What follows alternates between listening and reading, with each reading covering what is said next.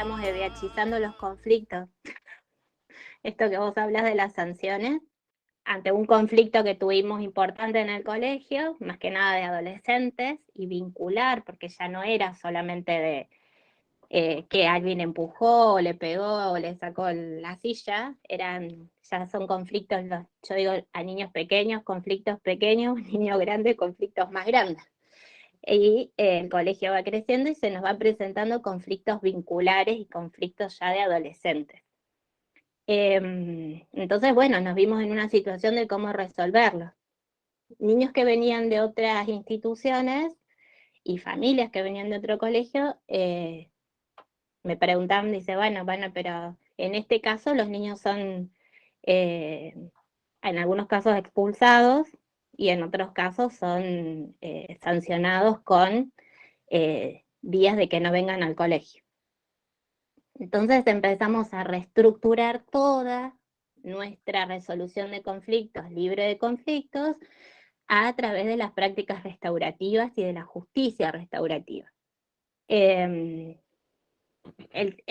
conflicto es largo para contar, pero lo que solucionamos, lo que vos decías, esto de la sanción, nosotros la sanción, si por así, no usamos ese nombre, ni tampoco castigo, pero sí hicimos prácticas restaurativas con aquellos niños que habían sido los victimarios, ¿sí? Para hacerlo como más claro, digamos.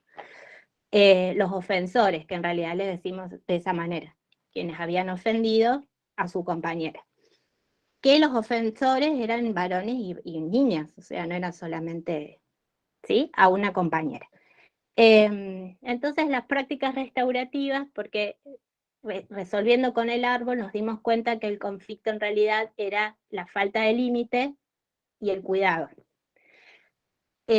Cuando diferenciamos esos dos conceptos nos dimos cuenta de qué prácticas restaurativas teníamos que hacer.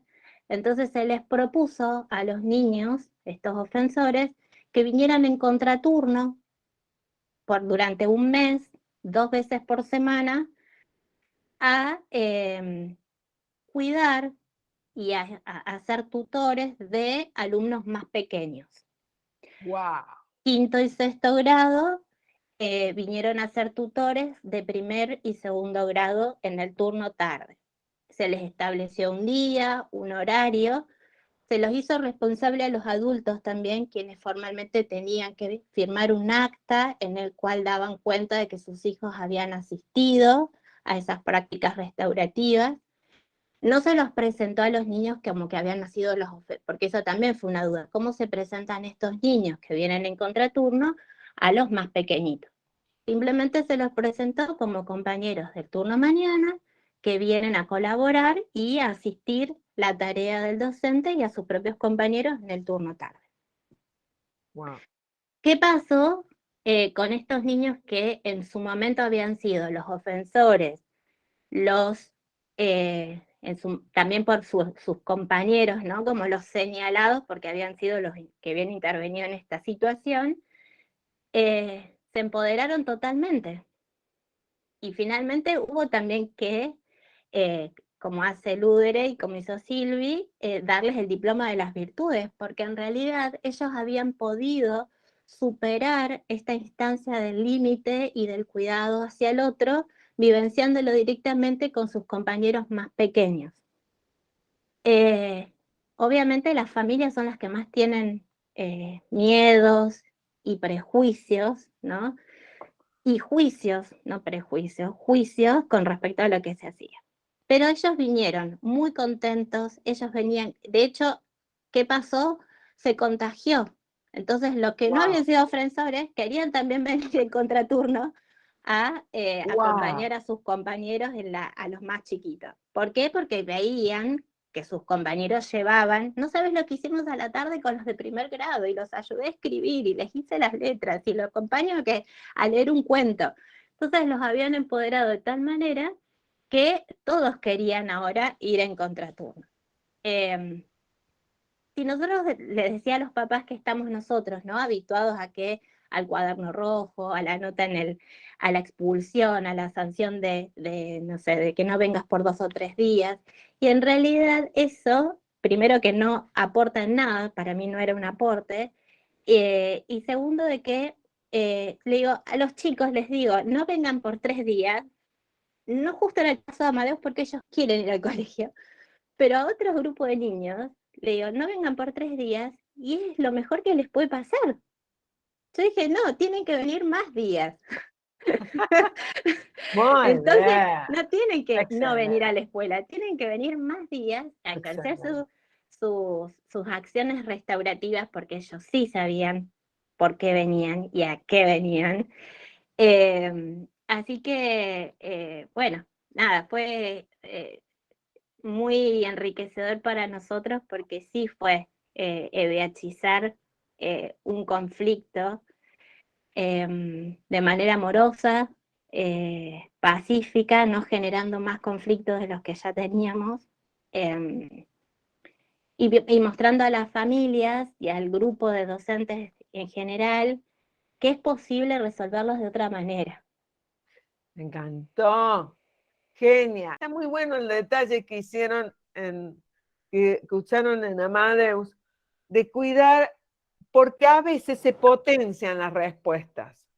Si yo le hago la pregunta frente a una situación muy delicada, por eso a veces yo cuando nos preguntan, siempre decimos abórdenlo en forma separada. Cuando hay que resolver algo por ahí, no es tan bueno en grupo, porque a veces se produce un empoderamiento de lo que no se tiene que empoderar. Entonces se lo fue escuchando, además también para ver cuánto había de coherencia en las respuestas, de que cómo presentaban, de cómo se había llegado frente a esa situación. Y la verdad es que hemos incursionado mucho por ese caminito, hemos tratado de fundamentar lo más que podemos estas formas de resolver los conflictos, incluso vinculando escuelas para la paz y cultura de paz y demás. Y lo que vos decís, Ele, es súper importante tenerlo en cuenta ante la resolución de un conflicto, porque tendemos a socializar los conflictos dentro de las salas o dentro de las reuniones de padres. Bueno, pasó algo en la sala, listo, reunión de padres y realmente lo que se focaliza se potencia al 1000%. Entonces, lo que había sido un conflicto entre 5 niños se transformó en un conflicto de todo el grupo. Y ahí hay que ser súper cuidadoso de ver qué conflictos o qué situaciones, también no solo conflictos, situaciones, es posible socializar y cuáles hay que preservar y ser súper cuidadoso en la privacidad de los niños y de su integridad pero ahí eso creo que también lo da la práctica y el día a día y la información, y no quedarnos solo en la información, sino avanzar al tercer, cuarto escalón, ¿no? Pero ahora venimos con una información y que no resolvíamos en nuestros tiempos los conflictos, o por lo menos cuando yo iba al colegio, no era la forma que se tenía de resolver los conflictos de esta manera. Entonces hay que ser cuidadosos en lo que se focaliza. Bien. Yo les conté ya en una oportunidad, voy a aprovechar esto que está diciendo Vane para recordarles algo que yo ya dije una vez que ocurrió en una escuela. Se quiso, estaba de moda, porque a veces hay conductas, hay patologías que se ponen de moda, y era un auge de la anorexia y la bulimia. ¿Se acuerdan que yo les conté? El gabinete quiso hacer prevención y salió al revés. Se aumentaron los casos de bulimia y anorexia justamente por haber puesto el foco ahí. En lugar de haber puesto el foco en otros aspectos que son los factores generadores de esto, cuando había 5 casos se multiplicaron, se triplicaron los casos. Entonces, hay que tener esto que acaba de decir Vane, porque lo hemos abordado ya, es decir, cuidado con hacerlo extensivo. A veces conviene resolverlo en ese grupo y no hacerlo extensivo, porque lo que se focaliza se potencia. Si no tenían la idea, se la acabamos de dar en una palabra. Muchas criaturas, todo eso lo hablamos con Vane, por suerte nos encantó que ella nos compartiera lo que estaba sucediendo y pudimos abordarlo de esa manera. Tener en cuenta que había que resolverlo si eran 6 niños, ¿por qué hacerlo más extensivo? ¿Para qué? Si el resto no se le había ocurrido a ninguno. ¿Para qué generaliza? Hay que tener cuidado con esto de generalizar, ¿sí?